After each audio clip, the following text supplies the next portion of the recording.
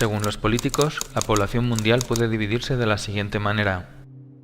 El 90% son borregos analfabetos que solo ven fútbol y son incapaces de desarrollar espíritu crítico.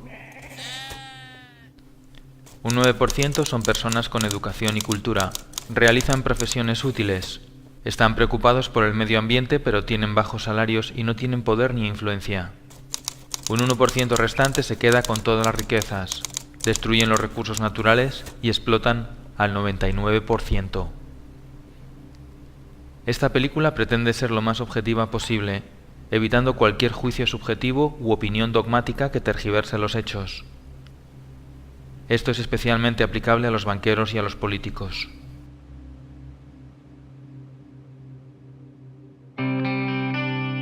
Según el Bank for International Settlements, los bancos alemanes y franceses tienen expuestos en la economía española y la italiana unos 730.000 millones de euros. Según Santa Claus, el mayor problema de la economía española es el déficit público.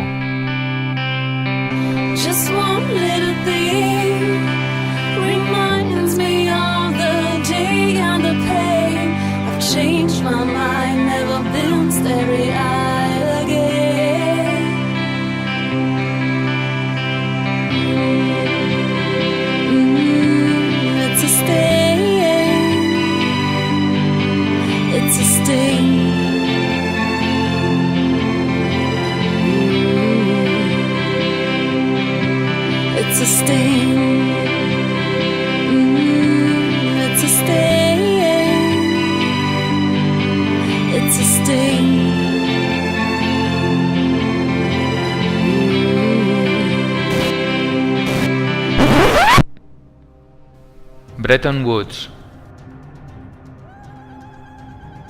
El 1 de julio de 1944, Estados Unidos convoca a 44 naciones que se reúnen en Bretton Woods.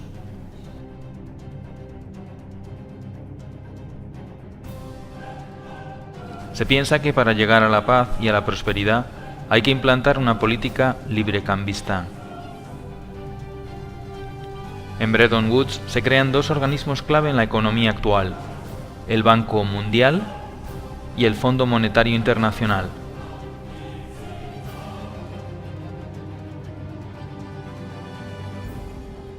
El Fondo Monetario Internacional tenía como misión conceder préstamos a países con problemas en la balanza de pagos.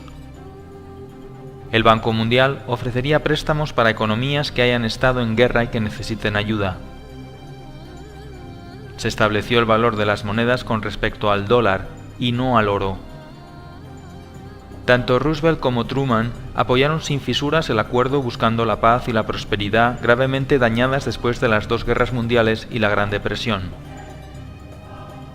Rusia se opuso al tratado, al igual que la Asociación Norteamericana de Banqueros, los economistas Taylor Petty y John Francis Neyland, y el banquero Latimer Gray.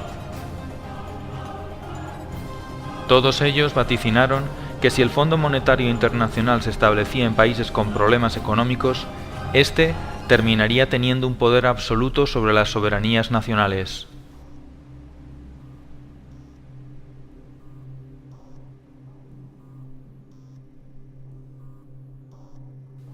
Entonces, surge una pregunta: ¿qué es el dinero?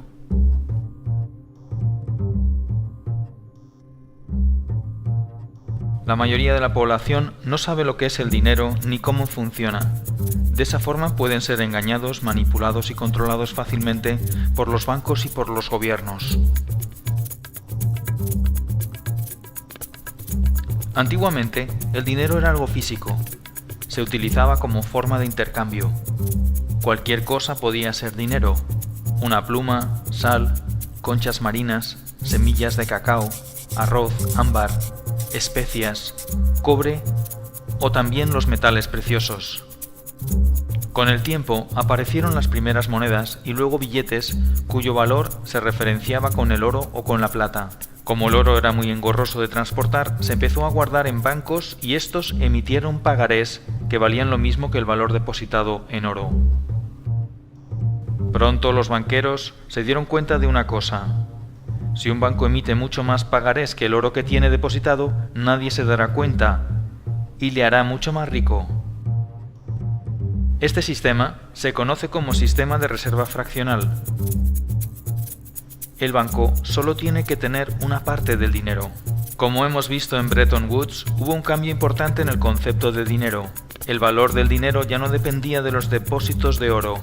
Se podía crear dinero de la nada. Solamente el 5% del dinero del mundo existe en forma tangible como billetes y monedas. El resto del dinero son solo unos y ceros en un ordenador.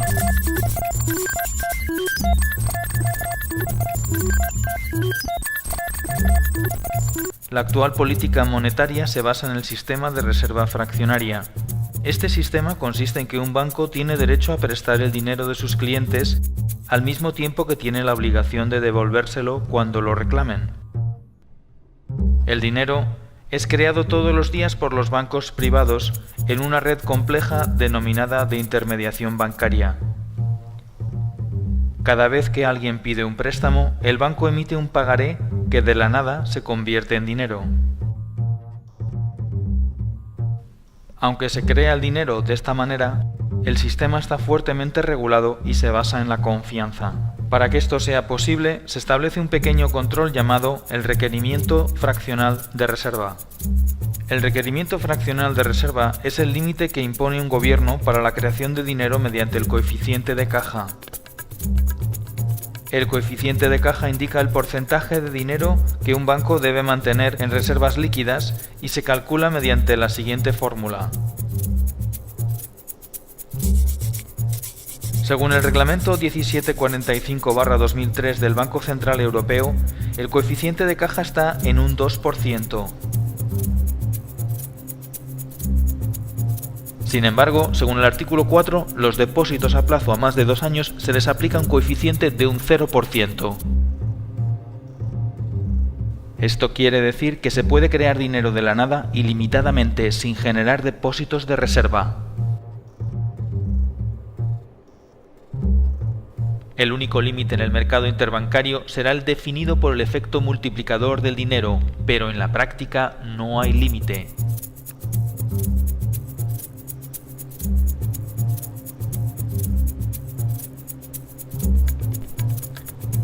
El efecto multiplicador define que por cada 1.000 euros se pueden crear de la nada 50.000 euros más.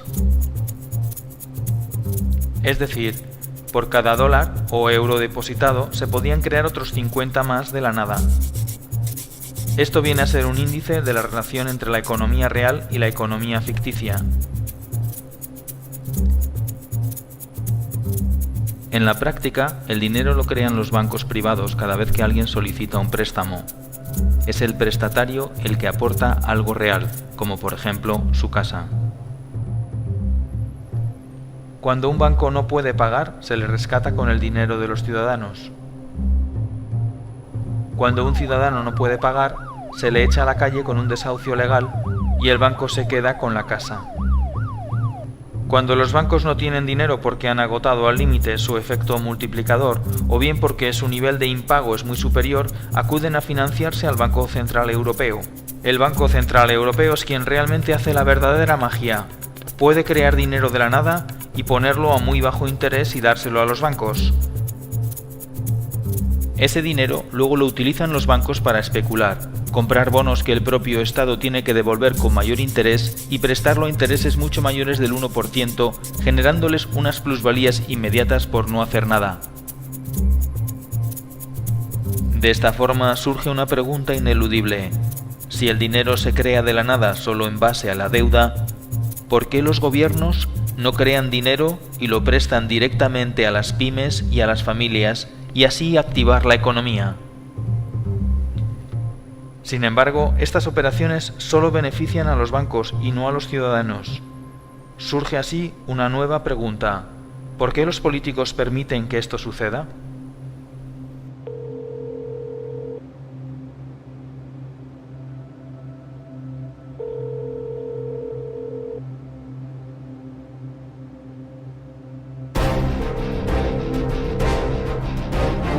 Teoría de las puertas giratorias.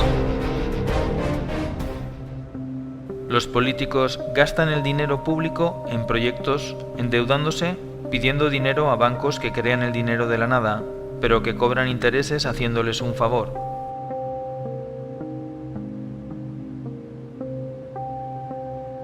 Este dinero generado de los impuestos de los ciudadanos y aumentado por nuevos préstamos va a parar a empresas amigas que diseñan presupuestos sobrevalorados mediante ingeniería financiera de forma legal. Una obra que cuesta 120 millones ahora cuesta 160 millones por arte de magia.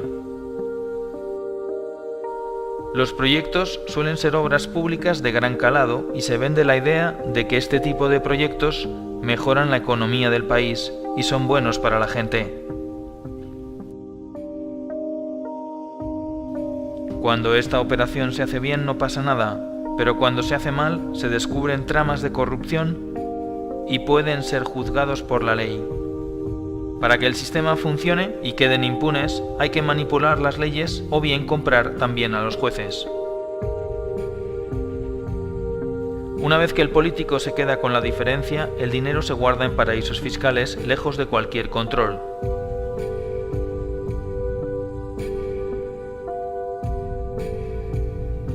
Las cantidades son tan grandes que incluso vale la pena pasar unos años en la cárcel.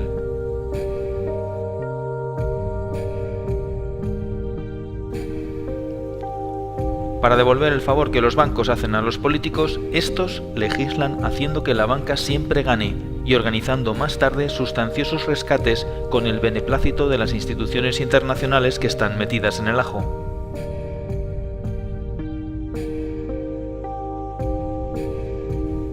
A veces es un banco, otras veces es una multinacional, otras una gran constructora. Con estas operaciones se genera un déficit público insostenible, que no es otra cosa que una deuda contraída de la nada a través de un banco. Todo se hace muy complicado para que nadie lo pueda entender. Obviamente, no hay dinero para pagar porque se han contraído deudas inabarcables. Se vende la idea de que hemos vivido por encima de nuestras posibilidades. Como solución, se acude entonces a un rescate. El Fondo Monetario Internacional rescata al país priorizando el pago de la deuda e incluso cambiando la Constitución. Pero para aprobar el nuevo préstamo, que también se crea de la nada, se exige al país que aplique unas medidas que garanticen el pago de la deuda. Las medidas van destinadas a esclavizar a la clase media mediante la bajada de salarios y el cese de los derechos adquiridos. Se privatizan los activos del gobierno y estos pasan a manos privadas, a precio de chollo.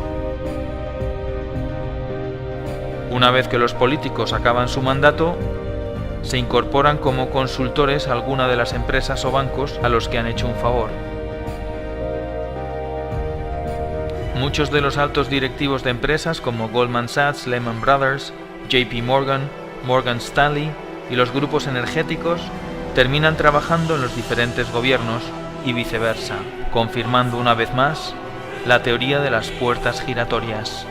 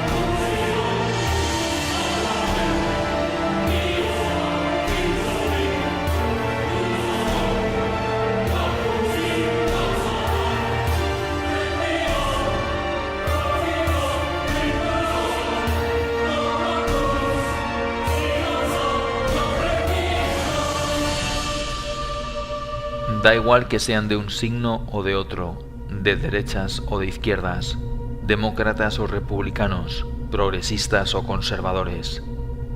La realidad económica nos señala que los políticos, en lugar de prestar sus servicios a la ciudadanía al 99%, la prestan al 1%.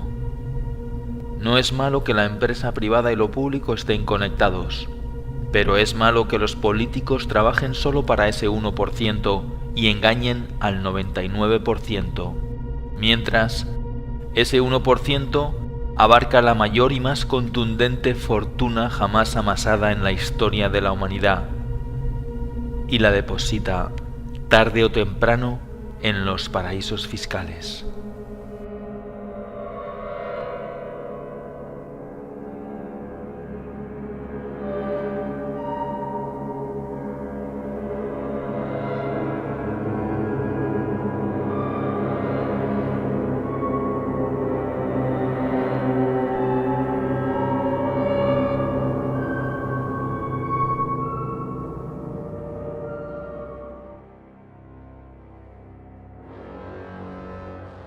La gran mayoría de las empresas que cotizan en el IBEX 35 tienen presencia en los paraísos fiscales.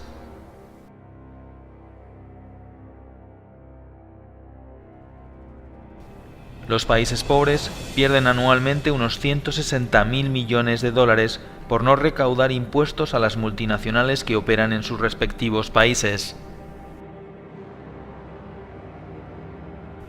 Según Eurostat, las inversiones financieras destinadas a los paraísos fiscales provenientes de la Unión Europea en el año 2011 ascendieron a 58.900 millones de euros. Según The Global Financial Integrity, en el año 2009, los flujos de capital que acabaron en paraísos fiscales fueron un total de 903.000 millones de dólares. Si todo el dinero destinado a los paraísos fiscales pagara impuestos, se podrían lograr los objetivos del milenio.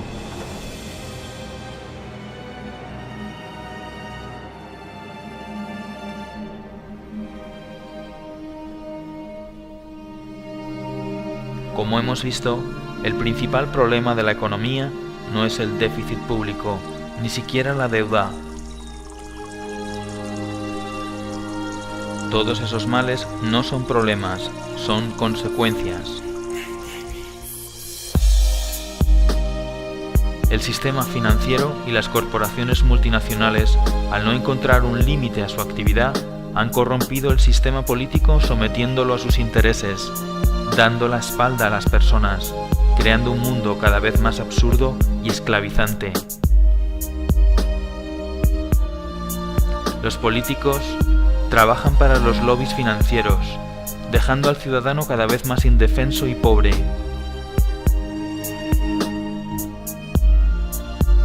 Dos tercios de los habitantes de nuestro planeta son pobres, y más de 1.000 millones de personas conviven con la malnutrición y el hambre. Y mientras, se inyectan miles de millones de euros a los bancos.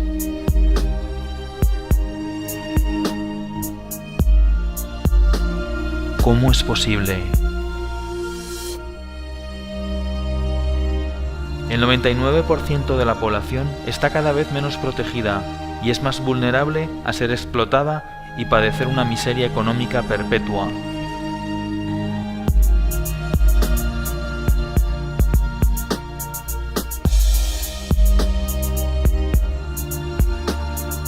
No es una crisis, es la mayor estafa de la historia. Todo por culpa de unos pocos que manipulan la economía y las leyes a su antojo. Entonces, surge una nueva pregunta, tal vez la última. ¿Qué podemos hacer?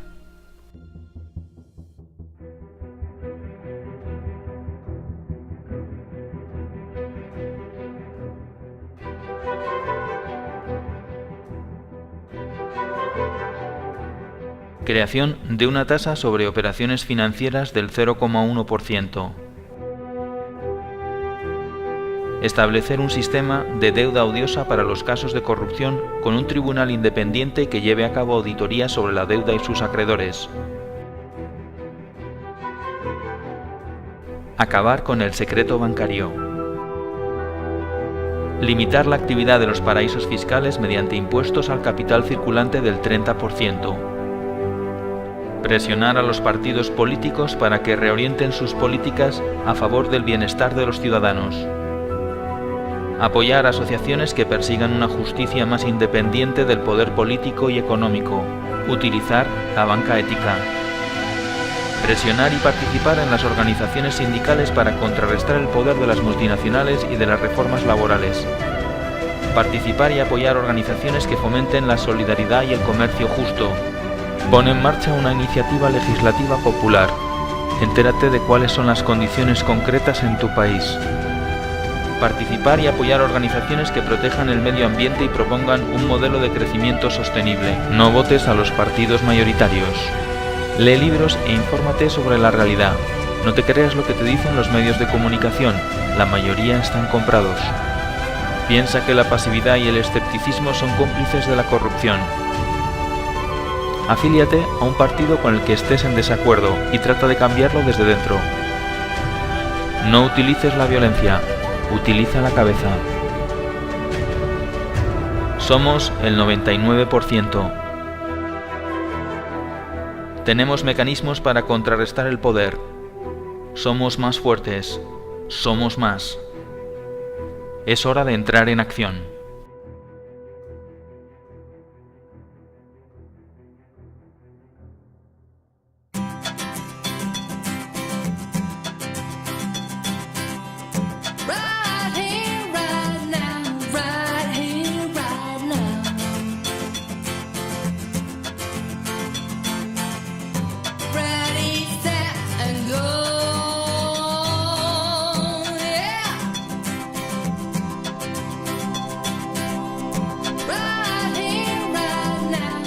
Millennium development project 8 बैनुल-अक़वामी तरक्याती मनाज़िल हैं जिन्हें सरकारी तौर पर करारदाद की शक्ल में अक़वामी मुत्तहिदा के मिलेनियम समिट के बाद अपनाया गया था। ये मिलेनियम समिट अक़वामी मुत्तहिदा की मिलेनियम डिक्लेरेशन के बाद करार पाया था।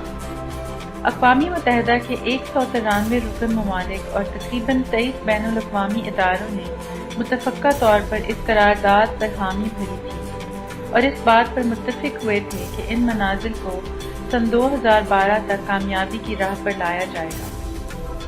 ये मनाज़िल ये हैं: 1. भूख और गुर्बत को जड़ से उखाड़ना। 2. तालीम का बुनियादी हक़ दिलवाना। 3. जिनसी तवाज़ुन और मसावात को आगे बढ़ाना और औरतों को उनके हकूक़ दिलवाना और इनको इख्तियारात देना।